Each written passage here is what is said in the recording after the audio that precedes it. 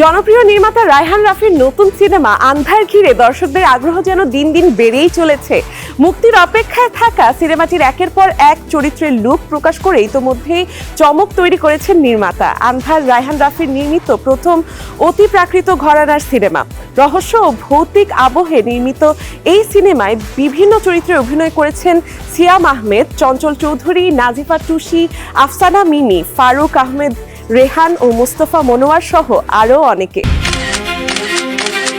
অপেক্ষার অবসান, অবশেষে প্রকাশ্যে এসেছে জনপ্রিয় নির্মাতা রায়হান রাফির বহুল প্রতীক্ষিত সিনেমা আন্ধারের অফিসিয়াল পোস্টার। বৃহস্পতিবার সন্ধ্যায় নিজের ফেসবুক পেজে পোস্টারটি প্রকাশ করে নির্মাতা জানিয়েছেন, আগামী অক্টোবরেই প্রেক্ষাগৃহে আসছে সিনেমাটি। পোস্টারটি প্রকাশের সময় ক্যাপশনে রাফি লিখেছেন, অপেক্ষা নয় আর, ধেয়ে আসছে আন্ধার। প্রকাশ করে দর্শকদের আগ্রহ বাড়িয়েছেন রাফি। নাজিফা টুসি, আফসানা মিমি, সিয়াম আহমেদ, চঞ্চল চৌধুরী ও মোস্তফা মনোয়ারের চরিত্রের ঝলক দেখিয়েছেন তিনি। সিনেমাটিতে সিয়ামকে দেখা যাবে গোয়েন্দা দেলোয়ারের চরিত্রে, নাজিফা টুসি, নাদিয়া এবং মোস্তফা মনোয়ার ধরা দিবেন মনোয়ার চরিত্রে। সিনেমাটির গল্প তৈরি করেছেন অর্থহীন ব্র্যান্ডের সাইদুস সালেহিন সুমন, ক্রিপ্টিক ফেইটের সাকিব চৌধুরী ও আদনান আদিব খান। চিত্রনাট্য ও সংলাপ লিখেছেন সাকিব চৌধুরী ও আদনান আদিব খান। নির্মাতাদের ভাষ্য অনুযায়ী এটি অতিপ্রাকৃত ঘরানার সিনেমা হলেও গল্পে রহস্য, থ্রিলার, খুন ও আবেগের মিশেল রয়েছে।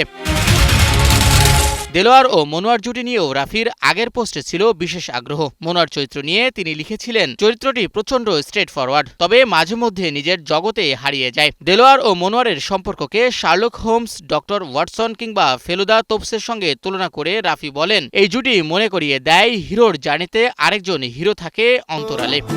তুমি নাম্বার ওয়ান হিরো।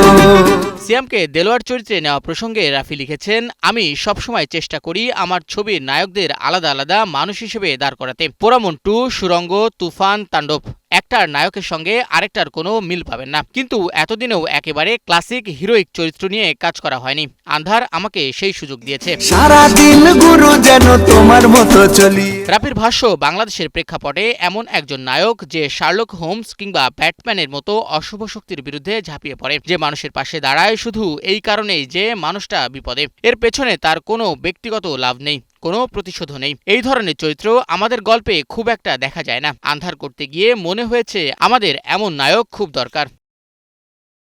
দেলোয়ার চরিত্রে সিয়ামকে নিয়ে নির্মাতার প্রত্যাশাও কম নয়। রাফি লিখেছেন, আমার বিশ্বাস সিয়াম তার সবটুকু দিয়ে ডিটেকটিভ দেলোয়ারকে জীবন্ত করে তুলেছে। শুটিংয়ের আগে এই চরিত্রে অনেকেই ভেবেছি, কিন্তু শুটিং শেষ হওয়ার পর মনে হয়েছে দেলোয়ার মানেই সিয়াম। এখন এই চরিত্রে অন্য কাউকে কল্পনাই করতে পারি না।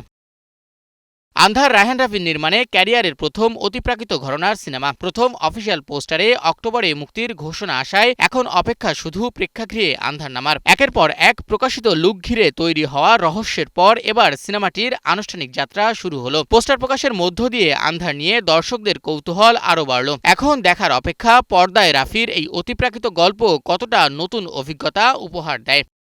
শাহিন শুভ, নিউজ 24।